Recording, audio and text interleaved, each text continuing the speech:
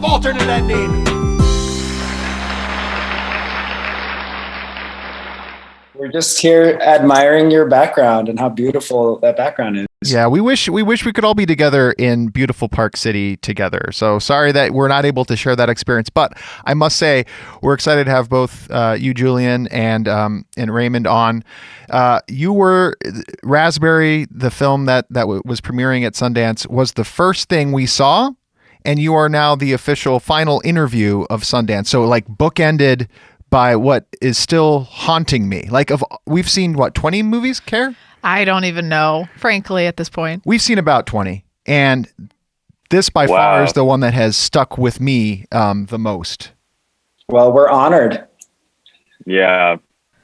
Yes, it's quite the experience. We're we saw it. Quick, sorry. No, go ahead. Real quick, I just want to put this background.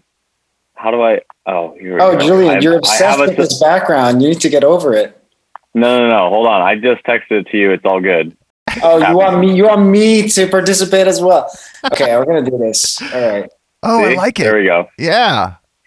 Okay. It's like this step and repeat. I'm not as quick as you are. Step and repeats. Yeah. We had to do that for our first time in Sundance last year, and I was pretending to be a photographer because we just wanted to do the whole press experience, and we just signed ourselves up for everything. It's like, oh yeah, we do that. And then Tony Collette's walking by, and I'm like, Tony, look over here. Tony, look here. I don't know what I'm doing. None of the photos turned out. It was a disaster. We were like fish out of water. Like we're standing there next to like People magazine with our like, Canon camera taking pictures. Where are you guys from? We're out of Madison, Wisconsin. Hey. So we're in the Midwest here, but we primarily do film podcasts, but also film reviews on the side with one of our other co-hosts, Tim. So had caught it last year, and then this year we were excited that they were accommodating everything and trying to fit everything, even though it was virtual. But in some ways it's been great because last year, we were just running from place to place in the snow for days. And now it's like, it really allowed us to capture and catch so many more films than, Nice, Ray. It's nice. It's actually a nice contrast to the purple too. So it breaks nice. it breaks. Yeah, up look again. at this. This is good job, Julian. Good cinematography here. Liking the color palette. So a little bit about Raspberry, because here's the thing. Don't spoil it. Right, exactly. Okay. I want to ride Julian your coattails in this experience of explaining it, because we came in.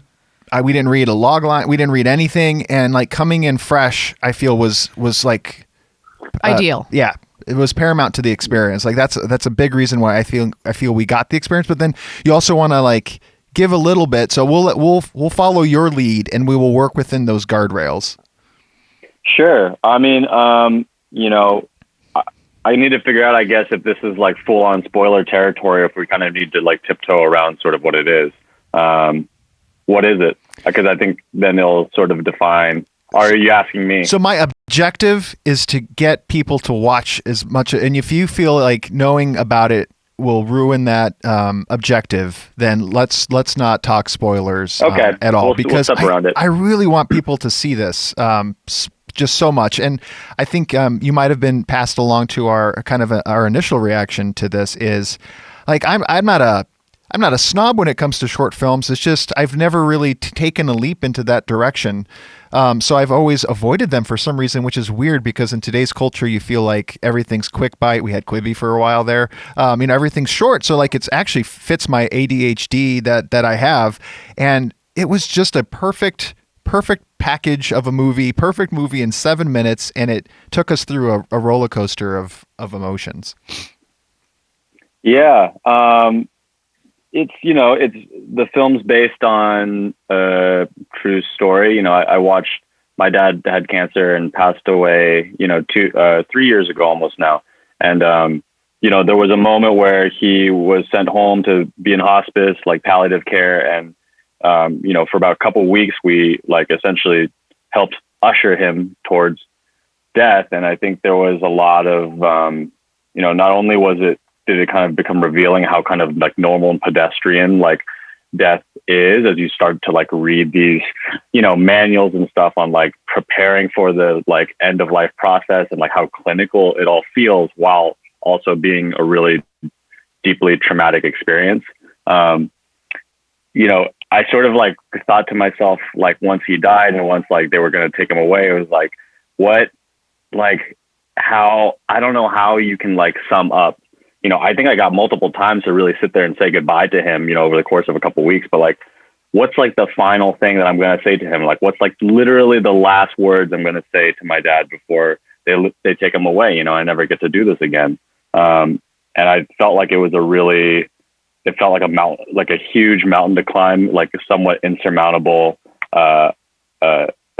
obstacle, and maybe futile at some level. So I think it kind of started from that. And then, you know, it goes, you know, we sort of want to explore that and just watch Ray's character kind of like build to this point. Well, I probably, and, you know, so it's about finding closure, I think. And that's sort of the length of the film, I think, leans into that. So I should have like thought about this going into it, that you even just talking about it was going to make me tear up again.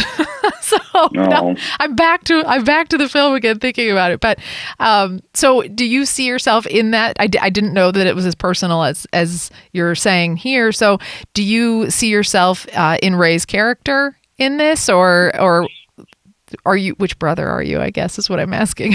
Or sister, however it works out. Sister. Yeah. I think, you know, there's a little bit in each of them. I wouldn't say that Ray's character is like a one-to-one map of me, probably at all. I think some of, you know, what's in his character, some of what he's thinking, I think I was going through my head. And, you know, I think he's maybe, there's some of my brother in there. There's some of me. I would probably, if I had to choose, say I'm like the older brother, in terms of my relationship with my father. But, you know, I think Ray's character kind of just like sums up like an internal battle that like all of us face going through that. Well, my head tends to go, I tend to, when I'm uncomfortable, I lean funny. Like that's my comfort zone. Like I try to err on the side of humor to like make uncomfortable situations more comfortable. But when you're looking at the page, and this question's for you, Ray, when you get this script, or when Julian pitches you this idea, like, does it work on the page? Like I was curious if you could see the vision, you know, off the page. It works off the page incredibly well. We have a shared Dropbox folder, and whenever Julian writes anything, or we have another friend who's on there as well, whenever anybody writes anything, we get a little alert saying that somebody's updated something on the folder. And then I opened it one day, and just in real time, as soon as he put it up, I read it, and immediately on the page it reads in the way that it starts. It's like breath, and then it takes a couple spaces down, and then it moves over and it says breath, and there's already a rhythm that's built into it, and you go through it, and it kind of just tracks emotionally the journey of my character. And at the end, when that happens, I mean, I was going through the same emotions as y'all were when you read it. And I just thought it was profound. I thought, you know, what happens when words fail you? And, you know, much like you, I've had to lean on humor much of my life as well. And, you know, perhaps that's the kind of love language that he and his father had. Oh, I love that. I think it's just, all of that is just so true. And as you're saying it too, I think the sound that you're talking about, and again, you can tell me if this was my own experience or if this is the experience that you intended for, but going into it for us, like, you know, we come in and we're riding sort of this wave of emotion through the sounds that are actually happening in it. So opening up with the breathing sounds and seeing the father, we're met with sort of a bit of a shock. Like you've set it up for us. Like, oh no, we have a little bit of an idea of what we might be in for. But then when we're introduced to Ray's character, and frankly, Rob and I said this, some of the sounds, even with like the stretcher sounds, like the movements of that, we're crying. We know we're crying, but then all of a sudden we're also laughing at the same time. So we're laugh crying now. And then we look at each other and we're like, are we supposed to be laughing? Like we feel guilty that we're laughing. Were we meant to feel that way, or are we just weird? No, I mean, I think that's certainly something we were trying to get at, but it is a little bit of like an explanation to like, why do we feel, you know, the whole short is an explanation to like, why do we feel strange laughing in these times? Like, why do we feel like we have to like conform to the tones of the room or the tones of the short. So, you know, and then in terms of the beginning, it is, you know, that moment was really shocking to me. You know, like watching someone die, there's something, at least for me and for us, the strange part was, like, we watched him take literally his last, I don't know, you know, 5, 10 breaths, whatever you want to say it was. But like, what was really strange was that the last one was completely indistinguishable from any of the other ones. You know, there was no like giant exhale that like indicated that this was the final one. I mean, we didn't even realize it was like the last one until it took, you know, maybe 2 minutes. And then we're like, I guess that was it. And that feeling of like realizing like that there was no like period on it, that it was just like this ... And then it just like, you know, the thing just stopped typing, you know, the story just stopped. That was like this indication to me that like this entire thing is just so banal. It's like, so I don't know. It's really hard to describe, to be honest. So I think it's just about capturing this sort of like weird plain level, like just mid-level of that entire experience. So when you're working with your sound design, go ahead, Ray. No, I was just going to say, the gurney moment, it was very important for us to really establish that as something that is meant to be jarring, and there's some sort of a disruption to this mood that we had already created, and we're just kind of introducing the outside world. So we definitely had many conversations about how clangety it should be, or how the wheels roll on the floor, or just how disruptive their presence actually is now. And it was that with, is it Maria that worked on that? Mario? Yeah, Maria. Yeah, Maria's, she's amazing. Maria actually used to be a HBO post executive for like many years. And I've worked with her in that capacity. And then she switched over. She was like, I want to do sound design, sound editing. And this was like, you know, she hit me up and wanted to do this. And she did a wonderful job. It's so, you know, it's so like, there's nothing really to hide behind. There's no music. It's a really quiet film. And so it was a lot of just working on little specific details, like how clangy is it? How bassy is the thing?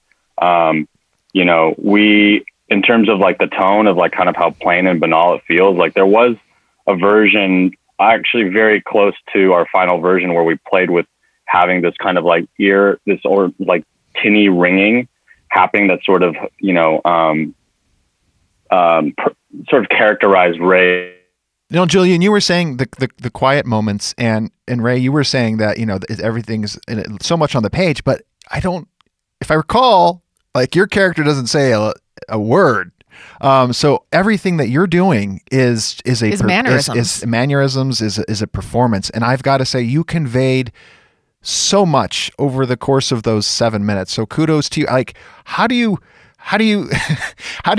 know when you're funny enough, or like how do you know? How do you balance humor with what the gravity of the situation in what you're doing? Well, thank you. I think I had really keen direction as well. It's such a fine balance, and I have to, you know, it's so delicate. And Julian and I, the rest of the creative team, has talked so much about our influences and exactly the tone we want to capture. So, you know, Julian would be in constant communication with me.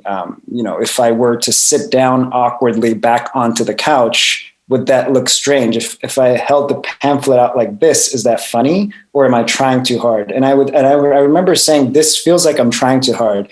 And he would look at the monitor and he's like, no, that's actually really good. It's just awkward enough. So there was constant communication back and forth of just modulating tone.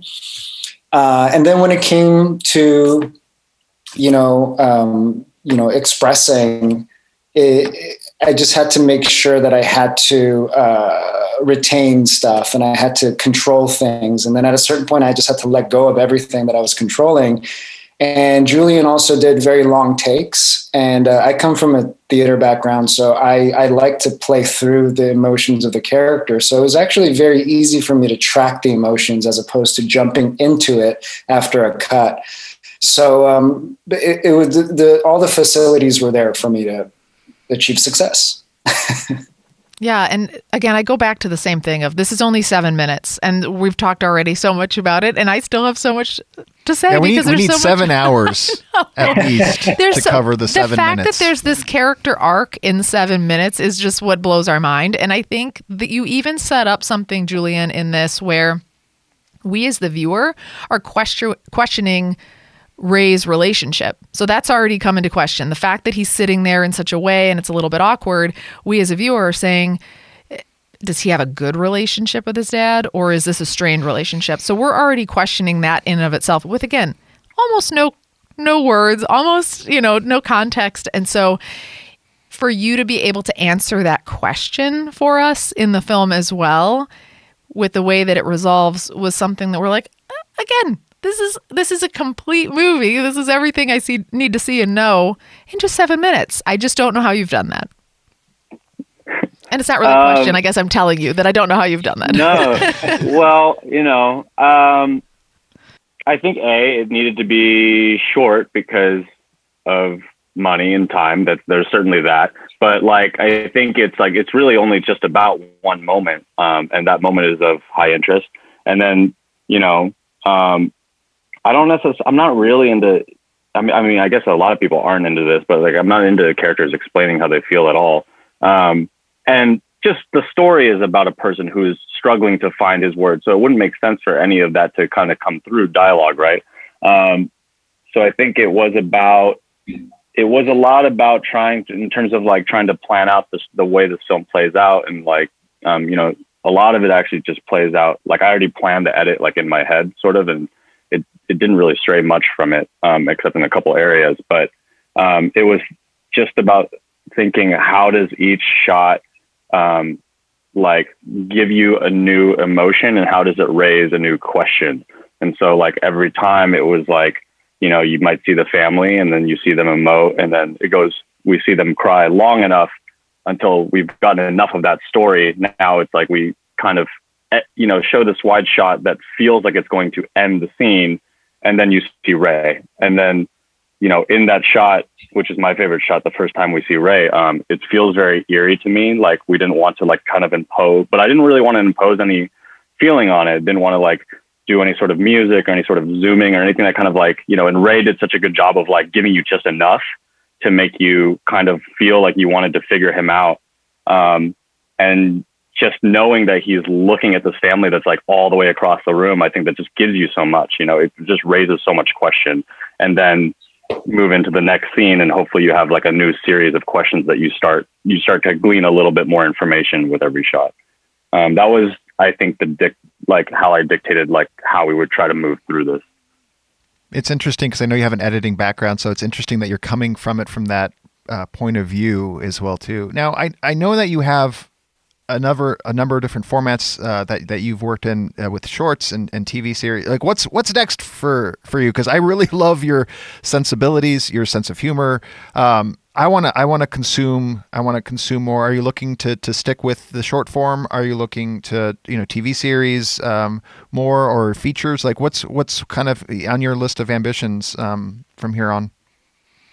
I think features and shorts is the right avenue. There's certainly some TV that kind of explores and uses the same tone that I think I'm interested in, especially right now. But I think the stories that I want to tell, probably a feature seems right for it. I mean, this short was lifted from a feature I was writing about, going through losing my dad and all the awkward sort of, absurd ways we act, just watching people try to fit into this box and try to act normal, while going through this completely, the situation is not normal. And I feel like everyone's trying to act restrained and holding their muscles in tight or something. And they just need to let it out. And it's totally weird to watch people do that. So I do, have a couple features I'm sort of writing that sort of explore that. You hear that, Ray? Your Dropbox is about to get blown up now. Yeah. Sorry. Oh, I'm making sure all my notifications are on. I think you might have seen a few new things pop in there lately. That's news to me, pal. I might have put it in a new folder that's private. Well, okay. There's no doubt that after everything with Sundance, that all of the attention will follow. I know the award ceremonies are tonight, and I was telling your publicist Kate that for whatever it's worth, myself, the film school dropout Carrie, who's our casual moviegoer, and our film critic, who we never agree on anything. We don't agree with nothing with him. Like, he loves never those aligns. Strangest movies, and we're always like, that was weird. Come on, man. And we all agreed that Raspberry for what it's worth was the best in show. Not only so we're really hoping for big things for you all tonight. From an award or jury and also audience perspective, like hoping you can sweep it. So, well, thank you. I mean, look, like we saw your reaction video, and actually I saw your partner Tim's review on Letterboxd, and those two things. I mean, we've been sharing it in the group, me and Ray and Brianna and Turner, our producers, and just like when I see that stuff, I'm like, I think we're reminded that we sort of, this is why we do this, I think, is to make, viewers feel these things and to feel the multitude of emotions that, I'm happy that we get to do that in a short form. Well, we can't wait for everybody to enjoy it as much as us, and, shout out to all of our friends and listeners to watch it too when it's available. So good luck tonight. And thank you again for the emotional roller coaster that you brought us.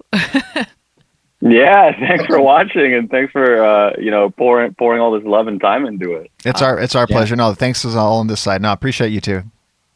Yeah. Thanks, all right, guys. take care. Bye. Thanks.